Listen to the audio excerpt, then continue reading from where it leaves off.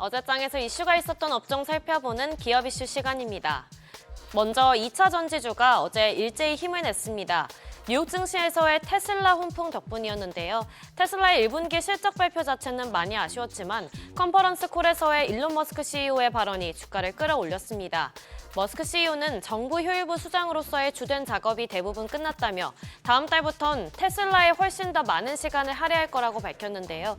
그간 있었던 테슬라에 대한 많은 지적 중 머스크 CEO의 정치적 활동이 가장 큰 우려를 자아냈었죠. 심지어 테슬라 강세론자인 웨드부시 증권의 댄 아이브스 또한 머스크 CEO에게 테슬라에 집중하라고 일침을 날렸는데요. 그런데 어제의 발언으로 이에 대한 우려가 완화되면서 시간의 거래에서부터 테슬라 주가가 큰 폭으로 뛰었고 이에 우리 2차 전지주들도 날아올랐습니다. 마감 상황 보면 LNF 12.29%, 대주전자재료도 10% 넘게 올랐고 엔캠도 10% 넘게 올랐고요. 성일하이텍과 코스모신소재 모두 9% 넘게 시세 분출했습니다. 대선이 가까워지면서 후보자들의 공약 경쟁에도 불이 붙고 있습니다.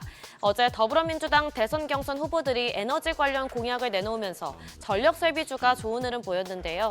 후보들이 추진하는 에너지 고속도로 정책 등에 따라 전력설비 수요가 증가할 것으로 기대됐기 때문입니다.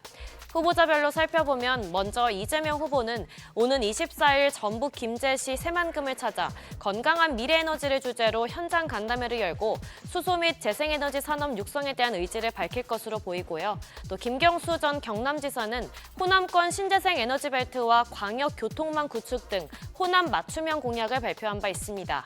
이 같은 에너지 정책을 시행하기 위해선 서해안에서 수도권으로 전력을 공급하는 고압 직류 송전 방식의 해저 송전망 구축이 핵심 과제인데 이에 따른 전력 설비 수요가 증가할 것으로 전망되면서 관련주가 급등했습니다.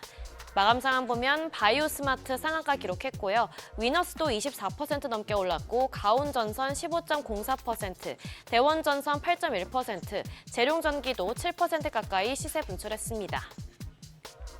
어제 반도체주도 강세 보였는데요. 그간 트럼프 대통령의 관세 정책이 촉발한 불확실성과 연준의 독립성이 훼손될 수 있다는 우려가 강했던 가운데 미중 협상이 진전을 보일 수 있다는 낙관론이 부상했습니다. 스콧 베센트 미 재무장관이 관세로 인한 중국과의 교착 상태가 지속 가능하지 않으며 상황이 완화될 것으로 예상한다고 낙관론에 불을 붙였는데요. 트럼프 대통령 또한 대중 관세율과 관련해 현재 145%가 매우 높다면서 협상이 진행된다면 관세율이 상당히 내려갈 것이라고 긍정적으로 언급했습니다. 또 파월 의장과 관련해서도 해고할 생각이 전혀 없다라고 그간의 우려를 일축시켰는데요. 이에 반도체 산업 리스크가 완화될 여지가 커지면서 뉴욕 증시에서 엔비디아를 비롯해 반도체주가 상승하자 우리 반도체주들도 힘을 받았습니다. 관련주 살펴보면 한미반도체 14.29%, 테크윙도 12% 가까이 올랐고 KC텍 10.83%, STI와 PSK홀딩스 모두 8% 넘게 상승으로 마감했습니다. 마지막으로 제약주도 강하게 시세 분출했는데요. 개별 기업 호재가 주가를 끌어올렸는데 GL팜텍이 아주약품과 공동 개발 중인 안구건조증 신약 후보물질이 임상시험에 성공했다는 소식이 호재로 작용했습니다. 해당 약물의 이름은 레코플라본으로 최근 임상 3상에서 유효성과 안전성을 입증했는데요. 이에 따라 GL팜텍은 올해 하반기에 식품의약품안전처에 신약 허가를 신청하고 내년 중 보험약가 등재 및 공식 출시를 목표로 하고 있습니다.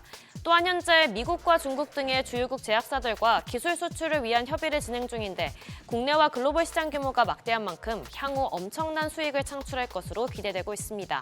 마감 상황 보면 호재 있었던 GL팜텍 상한가 기록했고요.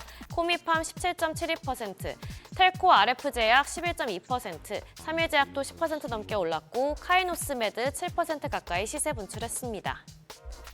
지금까지 어제장 이슈 전해드렸습니다.